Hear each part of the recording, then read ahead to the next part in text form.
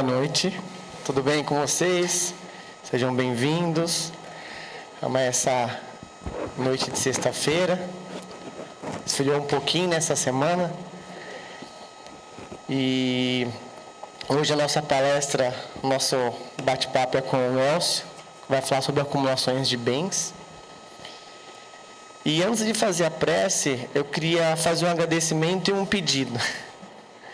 É um agradecimento, nós conseguimos aumentar bastante nosso número de cestas básicas. O mês retrasado, nós conseguimos 60 cestas. Esse mês, por volta de 50. E nós recebemos essa semana uma doação de 10 cestas com um cobertor. E eu achei o máximo. E agora que esfriou, então eu vou fazer um pedido para vocês. Quem puder doar cobertor, para a gente conseguir entregar junto com as cestas, ou até fazer rodar a cidade à noite.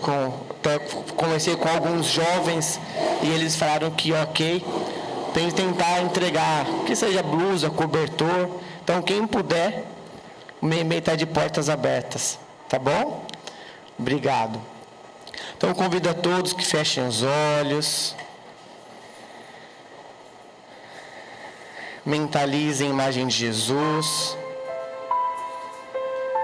amigo e mestre, amigo de todas as horas, muito obrigado por mais um dia de vida, por mais um despertar, por mais essa oportunidade de aprender, de viver,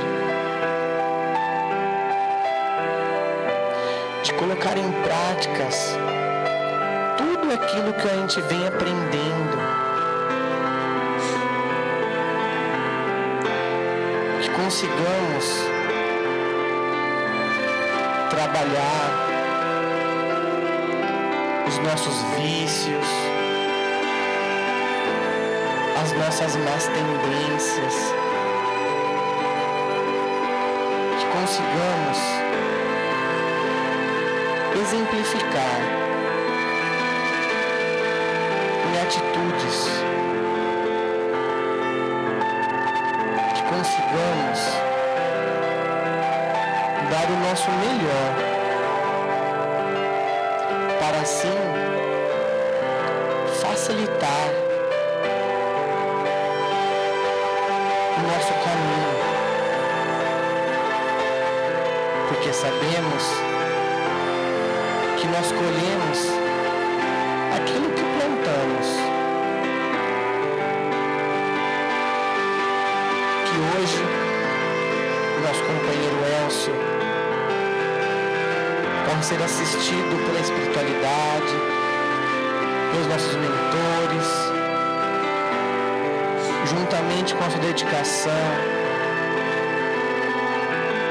que ele possa estar passando da melhor forma, que consigamos compreender a essência da lição de hoje, para darmos sequência e colocar em prática, porque nada vale o conhecimento sem a prática. Muito obrigado, meu Pai, por mais este momento de reflexão, de convivência, de amor.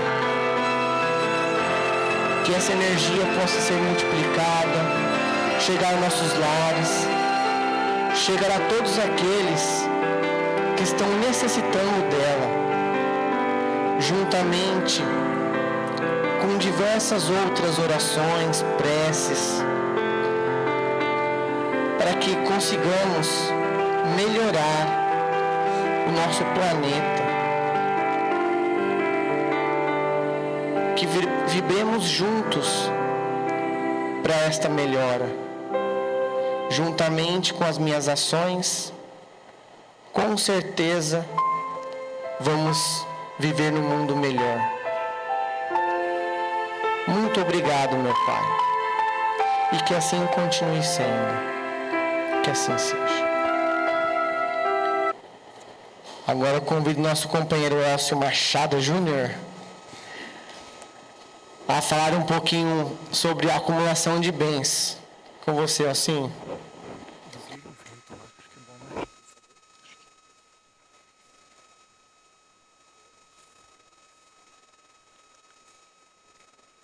João, ajeita.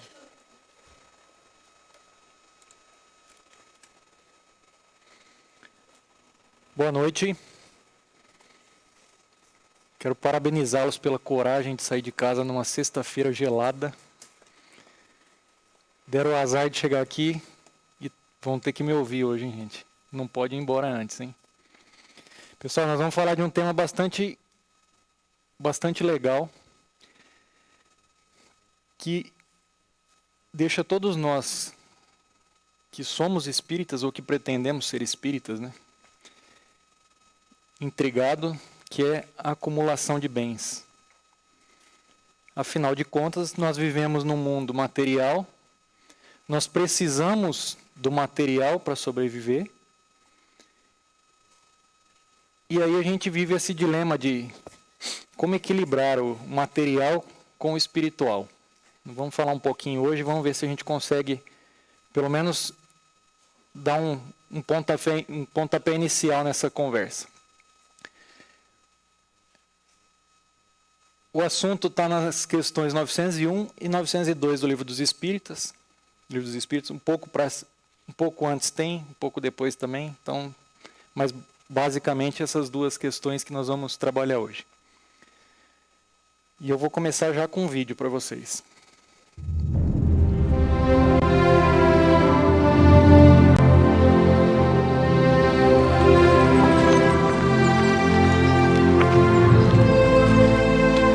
Bom, mestre, que bem farei para conseguir a vida eterna? Por que me chamas bom?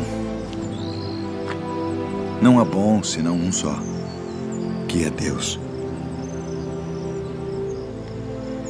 Se queres, porém, entrar na vida, guarda os mandamentos. Quais? Não matarás. Não cometerás adultério. Não furtarás. Não dirás falso testemunho. Honra teu pai e tua mãe. E amarás o teu próximo como a ti mesmo. Tudo isso tenho guardado desde a minha mocidade. Que me falta ainda? Uma coisa te falta. Se queres ser perfeito, vai, vende tudo o que tens e dá-o aos pobres, e terás um tesouro no céu. E vem e segue-me.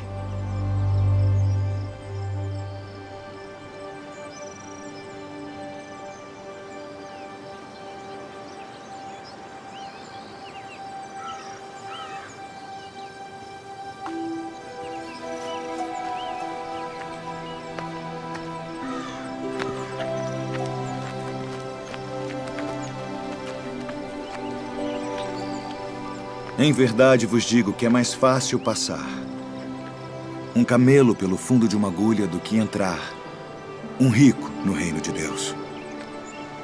Quem poderá, pois, salvar-se? Aos homens é isso impossível. Mas a Deus, tudo é possível.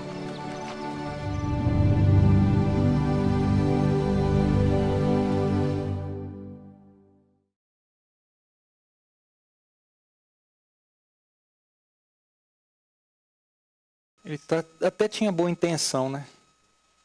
Ele queria ir para o céu, mas não queria se desfazer dos bens materiais. E por que todos os homens não são igualmente ricos, então? Por uma razão muito simples.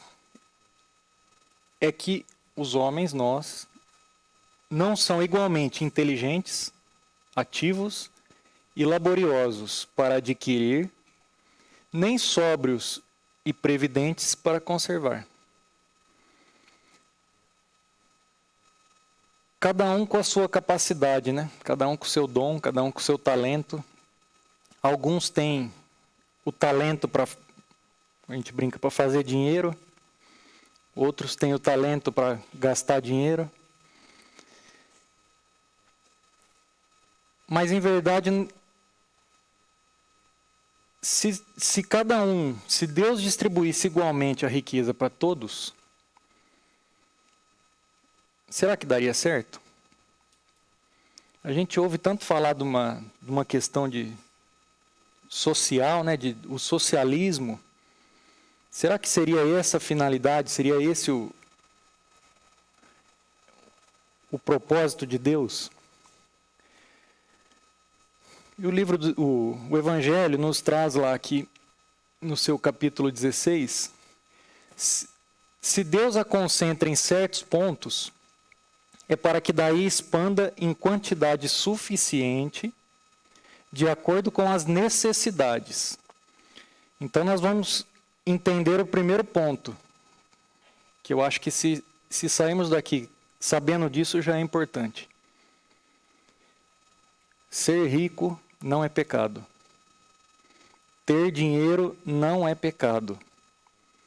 O problema não é o que você tem, mas o que você faz com o que você tem. O que você faz para ter o que você tem. Aí que está o X da questão. A riqueza é, sem dúvida, uma prova muito mais arriscada que a miséria.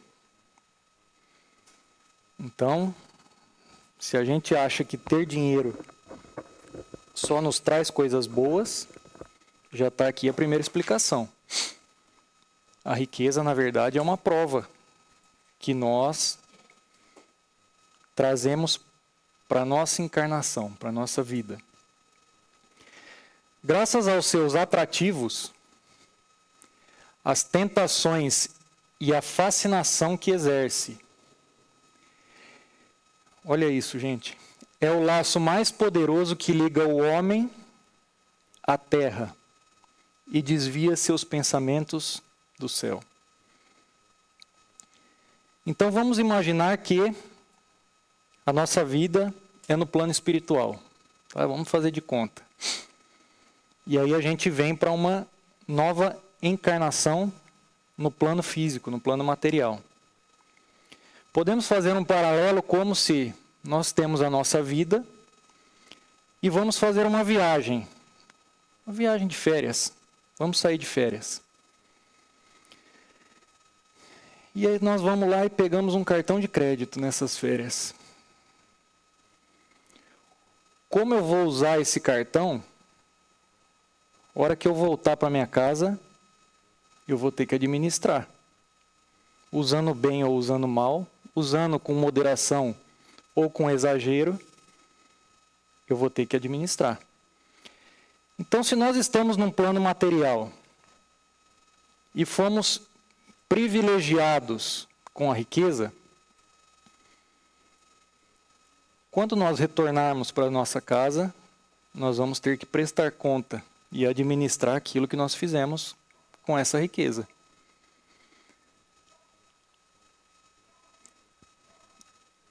A riqueza produz uma tal vertigem que se vê muitas vezes aquele que passa da miséria à fortuna esquecer rapidamente a sua antiga posição. Alguém conhece uma situação dessa? Então a pessoa era pobre, ganhou muito dinheiro, e aí ela se esquece sua antiga posição. Ela esquece de onde veio, que a gente costuma dizer, esquece as suas origens. Esquece a sua antiga posição, seus companheiros, e até aqueles que o ajudaram a chegar onde chegou. Tornando-se insensível, egoísta e fútil. Os novos ricos, né? Isso é muito comum, a gente ver as pessoas se deslumbrarem com com o dinheiro, às vezes nem muito dinheiro, né? Mas às vezes melhora um pouquinho a situação financeira e já se coloca numa condição de superior. E aí, então, agora, a questão 901. Imaginemos 2 avarentos, um dos quais nega a si mesmo o necessário e morre de miséria sobre o seu tesouro.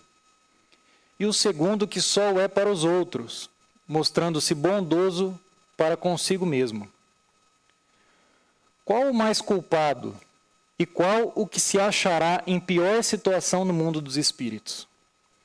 Então aqui nós temos 2 figuras. O avarento, que não gasta nem com ele mesmo, ele vai acumulando, vai tendo cada vez mais e vive num estado de miserabilidade.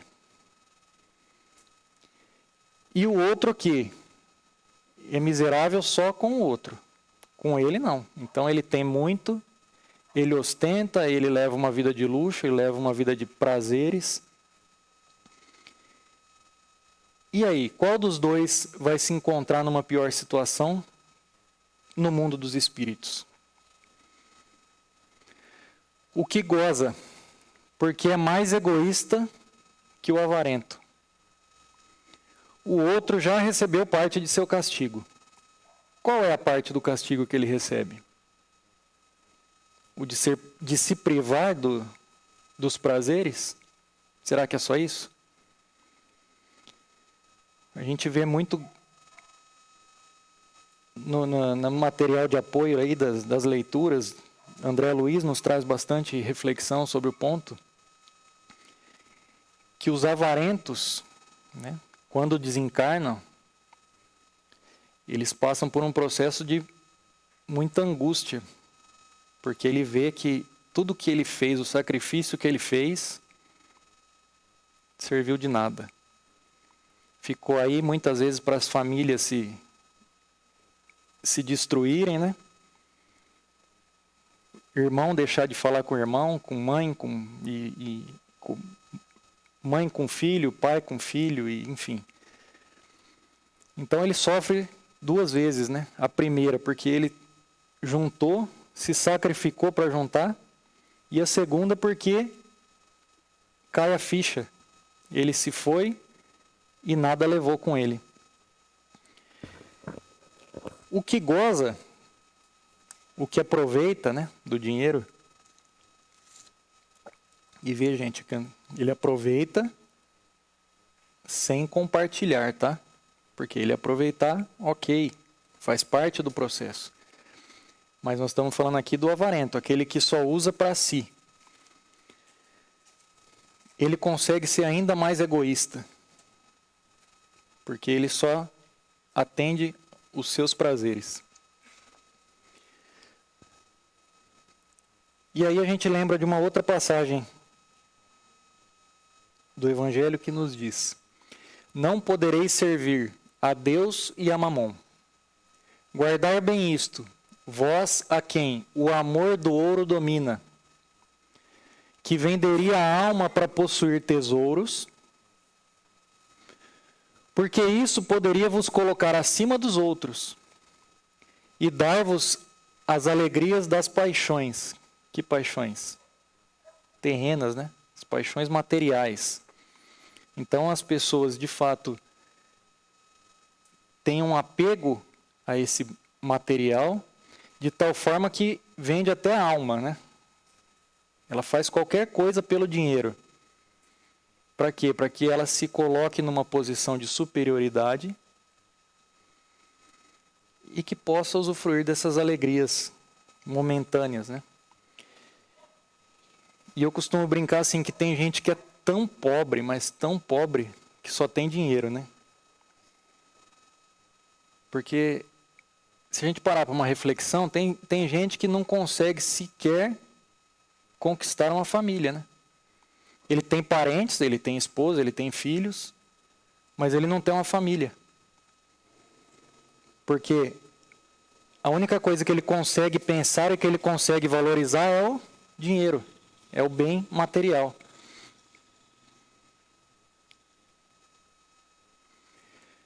Se sentes vossa alma dominada pelas cobiças da carne, apressai-vos em sacudir o jugo que vos esmaga, pois Deus, justo e severo, vos dirá: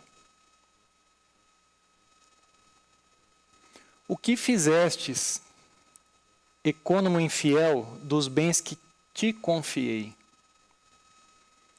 Empregaste esse poderoso móvel das boas obras apenas para a tua satisfação pessoal?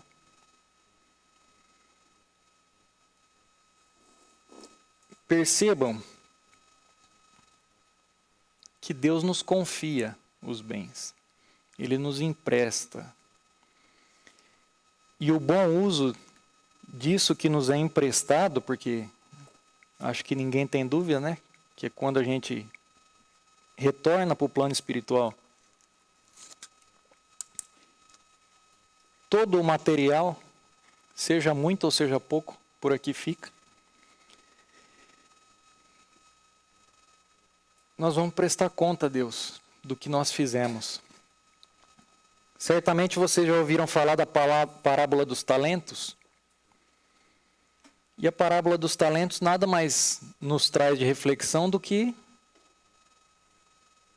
a postura de um avarento. Vejam, aquele que recebeu 5 talentos, dobrou, fez dos 5, 10. O que recebeu 2, também dobrou, dos 2, fez 4. E aquele que recebeu um único talento, o que ele fez? Ele guardou. Guardou e esperou o momento de devolver para o seu Senhor. E devolveu o quê? Exatamente aquilo que lhe foi confiado. Ele não fez nada de bom.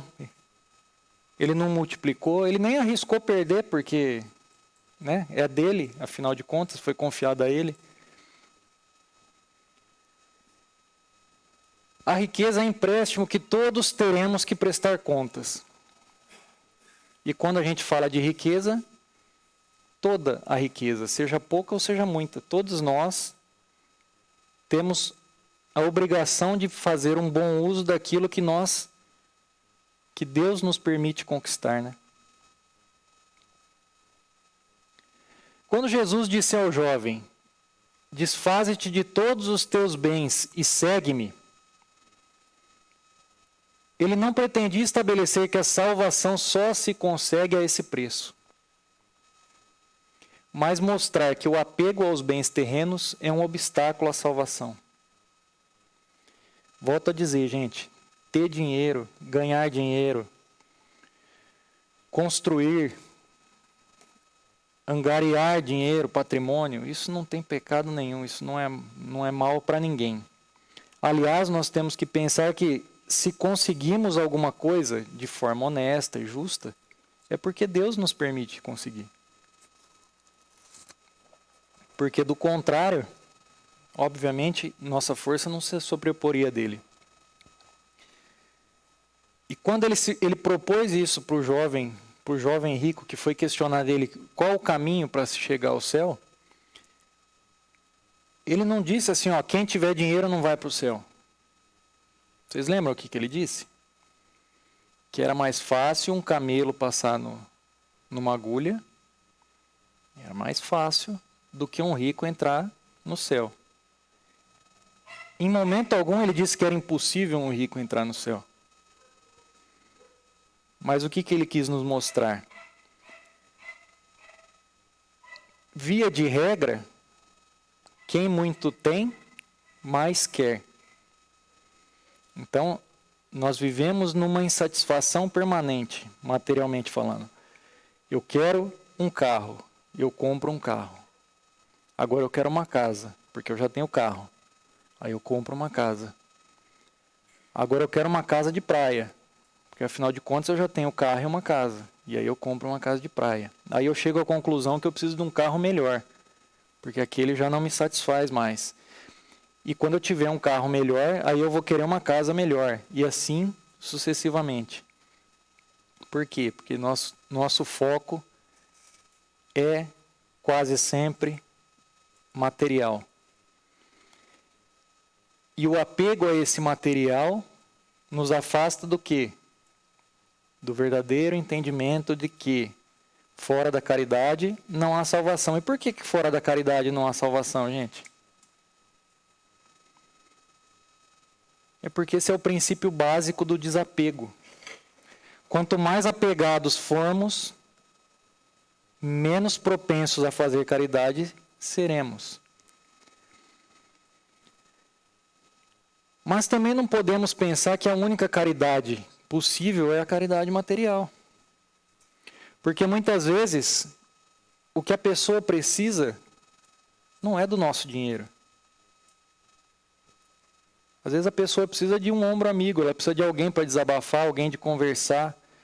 Às vezes o nosso tempo é a maior caridade que nós podemos dispensar.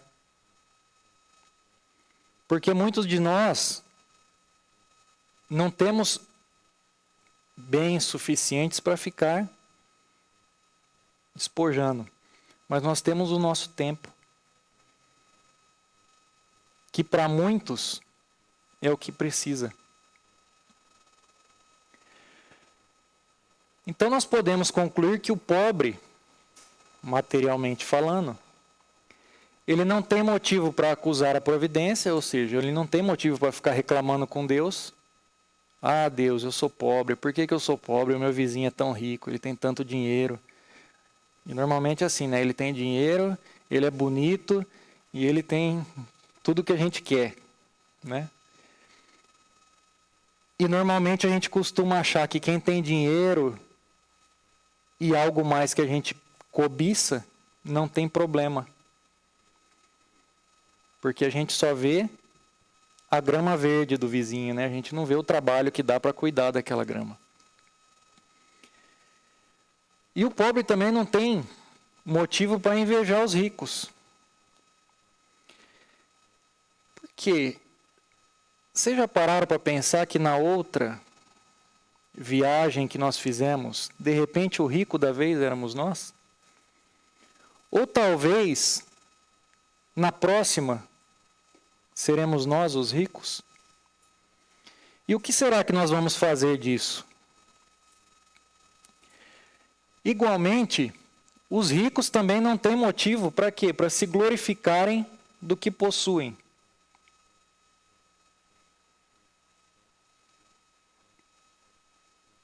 Porque isso é uma prova que pode nos custar muito caro.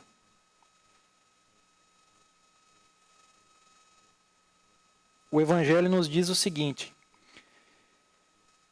a riqueza é uma prova muito grande, que se bem conduzida, pode nos elevar em muito. Mas a possibilidade maior é o quê?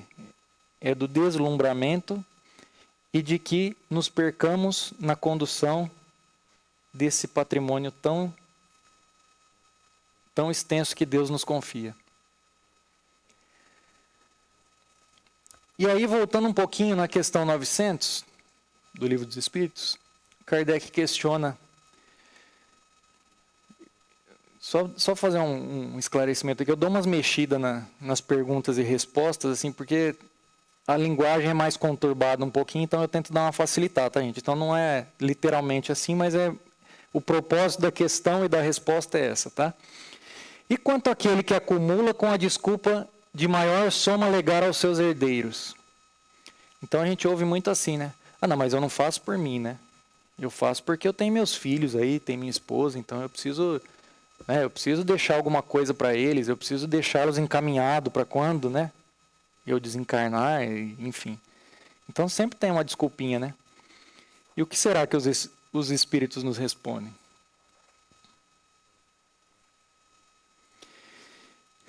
É um compromisso com a má consciência. Vocês já ouviram aquele ditado que a desculpa do aleijado é a muleta? Gente,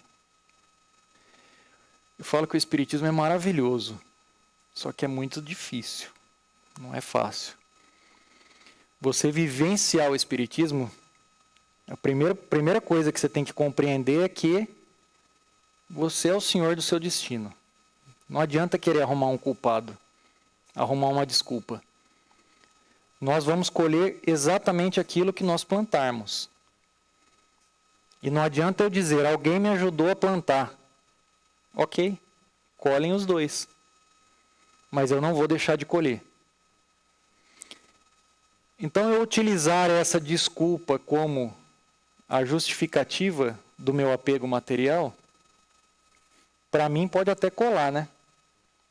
Posso até enganar uma meia dúzia aqui, mas a sabedoria de Deus é implacável.